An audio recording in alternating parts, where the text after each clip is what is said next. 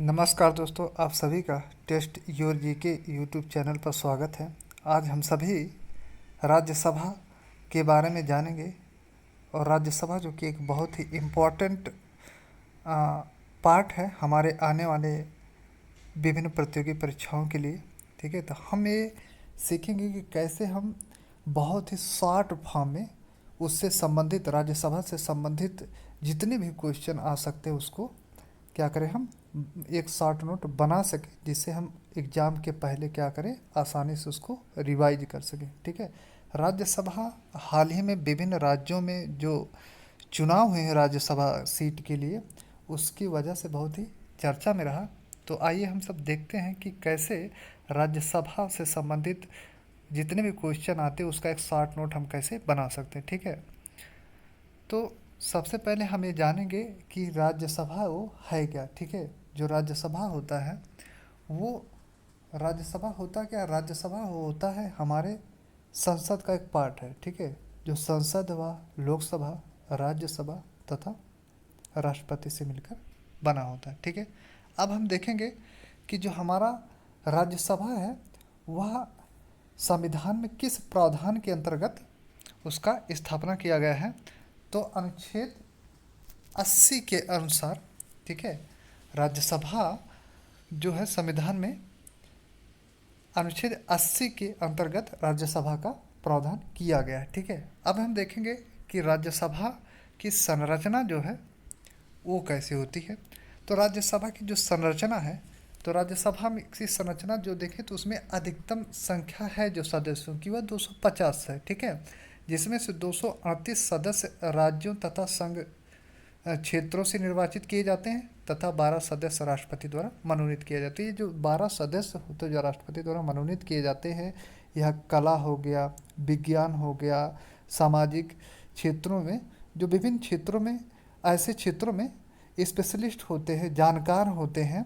ठीक है, ऐसे लोगों को राष्ट्रपति द्वारा मनोनीत किया जाता है। ठीक है, अब वर्तमान में कितनी संख्या है राज्यसभा की, तो 245 सीटें हैं। ठीक है, वर्तमान में 245 सीटें हैं, जिसमें से 233 सदस्य राज्य क्षेत्रों तथा संघ क्षेत्रों से निर्वाचित किए जाते हैं तथा 12 सदस्य राष्ट्रपति द्वारा मनोनीत किए जाते हैं। ठीक है, सेकंड नेक्स्ट क्वेश्चन ये आता है कि जो भी हमारा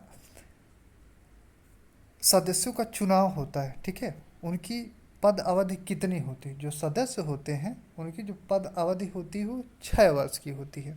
ठीक है, इसके जो सदस्य होते हैं 1/3 सदस्य प्रत्येक 2 वर्ष पे क्या होते हैं, वो सेवा निवृत्त हो जाते हैं। ठीक है, सेकेंड हम देखेंगे सदन है, उस सदन की अवधि कितनी होती है। तो ये सबसे इम्पोर्टेंट टॉपिक है कि जो हमारा राज्यसभा होता है वो एक अस्थाई सदन होता है। अस्थाई सदन का मतलब क्या होता है कि परमानेंट चैम्बर होता है जो जिसका विघटन नहीं होता।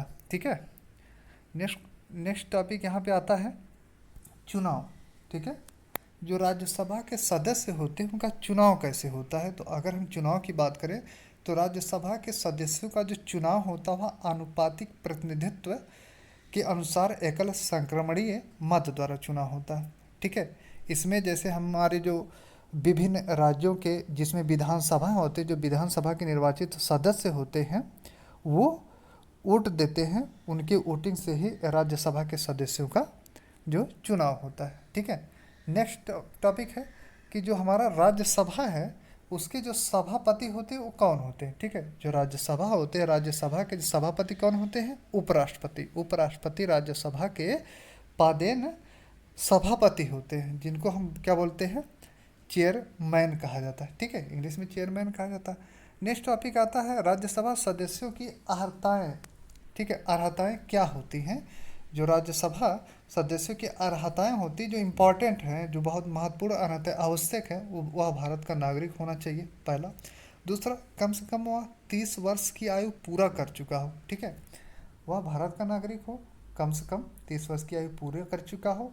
तीसरा जो होता है उसके पास ऐसी अन्य अर्हताएँ हों जो संसद द्वारा मांगी गई हो। ठीक है, नेक्स्ट टॉपिक आता है जो राज्यसभा होता है, ठीक है, उसे उच्च सदन या बड़ों का सदन कहा जाता है, बड़ों की सभा कहा जाता है। क्यों, क्योंकि जो राज्यसभा होता है वो राज्य विधानसभाओं के निर्वाचित सदस्यों द्वारा राज्यसभा के सदस्यों का चुनाव होता है। तो ऐसे में जो राज्यसभा में चुनाव किया जाता है वो विभिन्न क्षेत्रों से आए हुए विशेषज्ञ का चुनाव किया जाता है। ठीक है, विभिन्न जो अपने अपने क्षेत्रों में क्या होते हैं, निपुण होते हैं, उनकी विशेषज्ञता रखते हों, इसलिए क्या होता है कि उच्च सदन या बड़ों की सभा जो है राज्यसभा को कहा जाता है। ठीक है, नेक्स्ट टॉपिक आता है कि जो हमारा सीटों का निर्धारण है वो किस आधार पर किया जाता है। सीटों का निर्धारण कि किसी राज्य में कितना सीट होगा ये किस बेसिस पे रखा जाता है, तो वो होता है जनसंख्या। ठीक है, जो सीटों का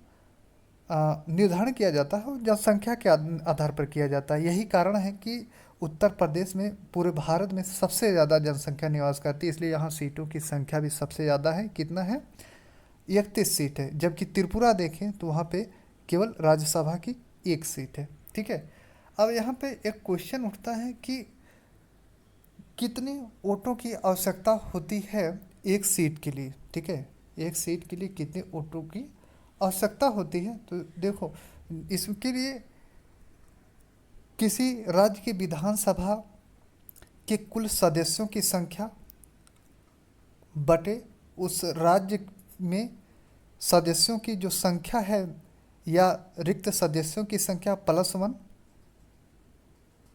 इसके बाद डिवाइड करने के बाद फिर उसमें +1 जोड़ देते हैं, तो वो किसी एक सदस्य के लिए कितनी सीटों की संख्या चाहिए, कितने एक सदस्य के लिए कितने सीट में से कितने विधानसभा के सदस्यों की संख्या चाहिए वो पता चल जाता है। जैसे अगर हम देखें उत्तर प्रदेश की बात करें तो उत्तर प्रदेश की जो सीटों की संख्या है वो 403 है। ठीक है, उत्तर प्रदेश में सीटों की संख्या 403 है और वहाँ पर हर टोटल सदस्यों की संख्या 31 है, लेकिन हर साल 10 सदस्यों की क्या हो जाती है, मान लीजिए कि रिक्त हो जाती है। मान लीजिए कि 10 सदस्य रिक्त हुई तो 10 + 1 तो भाग दिया, फिर +1 जोड़ दिया, तो जो आया संख्या वो 37.63। अगर हम इसको पूर्णांक लें, मीन्स की राउंड फिगर लें, तो 37 आता है। ठीक है, तो उत्तर प्रदेश में एक सीट के लिए अगर हमें किसी राज्यसभा सदस्य को चाहिए, अगर वो 10 सीट खाली है, ठीक है, तो 37 विधानसभा सदस्यों की संख्या की आवश्यकता होती है। ठीक है, तो इसी प्रकार से हम किसी भी मान लेते हैं, जैसे हमारा एक मध्य प्रदेश की, वहाँ पर 230 सीट है। ठीक है, 230 सीट है और 230 सीट में अगर हम मान लेते हैं कि वहाँ पे सदस्यों की जो संख्या है 11 वहाँ पे राज्यसभा सदस्यों की संख्या है। ठीक है, 11 राज्यसभा सदस्यों की संख्या +1 कर देंगे। ठीक है, फिर +1 कर देंगे तो इससे हमें पता चल जाएगा कि अगर 11 कैंडिडेट खड़े हैं, ठीक है, तो 11 कैंडिडेट के में से प्रत्येक कैंडिडेट को राज्य विधानसभा के निर्वाचित कितने सदस्यों की आवश्यकता होगी। ठीक है, तो यहाँ पर हम देखें तो जो आएगा हमारा वो लगभग आएगा हमारा 20। ठीक है, 20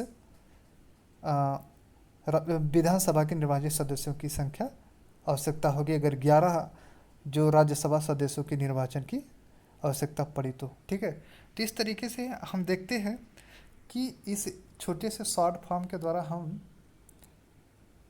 राज्यसभा से संबंधित जितने भी वन लाइनर मेनली क्वेश्चन उठते हैं, इससे क्या किया जा सकता है, उसे हल किया जा सकता है। तो इस तरीके से हम एक राज्यसभा पर शॉर्ट नोट बना सकते हैं जिससे कि हम रिवीजन कर सकें एग्ज़ाम के ठीक पहले बहुत तेज़ी से। ठीक है, तो इस वीडियो को देखने के लिए आप सभी का धन्यवाद।